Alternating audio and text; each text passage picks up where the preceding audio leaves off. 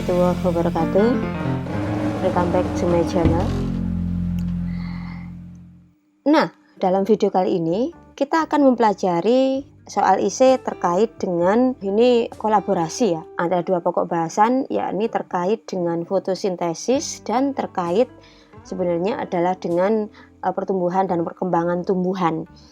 Yang memang antara satu materi dengan materi ini tidak bisa dipisahkan karena memang saling berkaitan sebab objeknya sama, yakni tumbuhan. Yang belum subscribe silahkan di subscribe, like, share, and comment. Kita mulai ya bahasannya. Soal IC yakni fotosintesis utamanya dilakukan oleh tumbuhan. Fotosintesis terdiri dari dua tahap, yakni reaksi terang dan reaksi gelap. Jelaskan analisismu. Mengapa A. Reaksi terang menghasilkan lebih banyak ATP daripada NADPH? Lantas yang B. Mengapa manusia sangat membutuhkan tumbuhan? Kita bedah satu persatu sekarang. Ya, karena memang jelaskan analisismu ya. Kata analisis di sini itu kan kemampuan kita untuk membedah gitu ya. Kemampuan kita untuk membedah, kemampuan kita kemudian menghubungkan satu hal dengan hal yang lain. Sehingga sangat diperbolehkan ketika soal dalam bentuk analisis kita menambahkan pembahasan-pembahasan dari materi yang lainnya yang sekiranya menurut kita masih ada hubungannya. Oke, kita bahas yang pertama dulu ya. Mengapa reaksi terang menghasilkan lebih banyak ATP daripada NADPH? Ini dia reaksi gelap ya. Soalnya reaksi terang, kenapa jawabannya reaksi gelap gitu? Karena memang letak jawabannya ada di reaksi gelap. Bingung kan kalau tidak paham ya?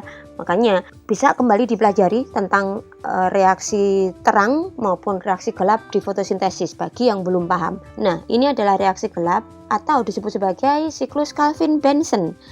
Nah, satu kali siklus ini menggambarkan perjalanan satu CO2. Padahal dalam fotosintesis, ingat, satu kali reaksi fotosintesis membutuhkan CO2 sebanyak 6 kan ya. Digambar biasanya dijelaskan untuk 3 CO2 meskipun CO2 tersebut masuk satu persatu ke dalam siklus, tidak langsung berbarengan 3. Nah, dalam 3 kali siklus Calvin-Benson di reaksi gelap ini membutuhkan energi sebanyak 9 ATP. Ini dia, ayo kita lingkari ya, ini 6 ATP. Di reaksi 3 fosfogliserat diubah menjadi 1,3 di fosfogliserat. Jadi fosforilasi oksidatif di sini ya membutuhkan ATP sebanyak 6 karena memang di sini ada senyawa 3 fosfogliserat sebanyak 6. Lantas dibutuhkan lagi ATP sebanyak 3 di reaksi pengubahan gliseraldehyde 3 fosfat menjadi RUBP atau ribulosa bifosfat. Sehingga kalau kita total 6 plus 3 adalah 9. Itu 3 kali siklus Calvin.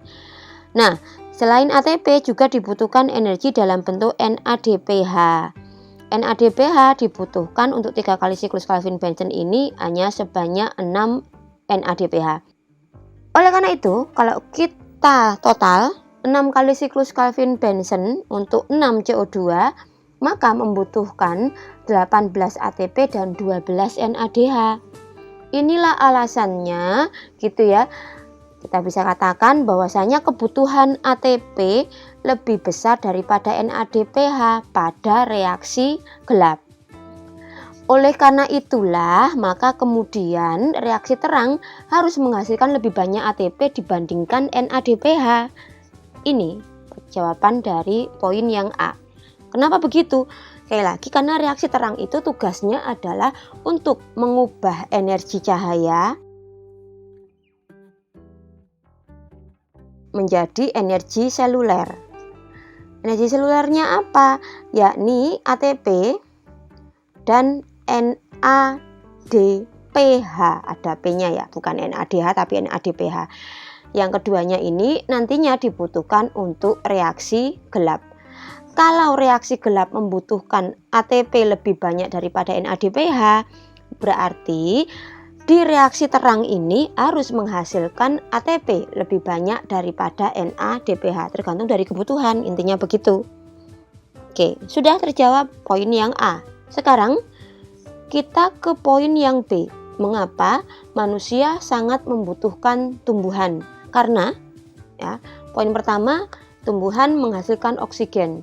dari proses fotosintesisnya, yang mana kemudian oksigen tersebut digunakan untuk pernapasan manusia. Sebenarnya bukan hanya manusia ya, hewan, tumbuhan, makhluk hidup yang lain yang memerlukan oksigen bebas pasti menggunakan oksigen sisa dari fotosintesis tumbuhan. Tetapi karena pertanyaannya adalah manusia, berarti jawaban kita adalah manusia.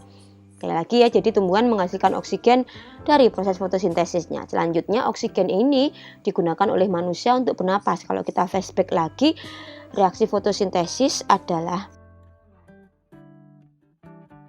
dengan menggunakan energi cahaya yang ditangkap oleh klorofil ya di PS1 maupun PS2 akan diubah menjadi senyawa kompleks, yakni C6H12O6 glukosa plus zat sisa yakni O2 sebanyak 6. Karena dia merupakan zat sisa berarti harus dibuang. Dibuangnya kemana? Ke udara. Selanjutnya digunakan oleh manusia untuk bernapas. Jadi tanpa adanya tumbuhan bisa kita bayangkan bahwasanya kita harus membeli atau memperoleh oksigen dengan cara lain yang jelas tidak gratis seperti kita memperoleh oksigen dari proses fotosintesisnya tumbuhan.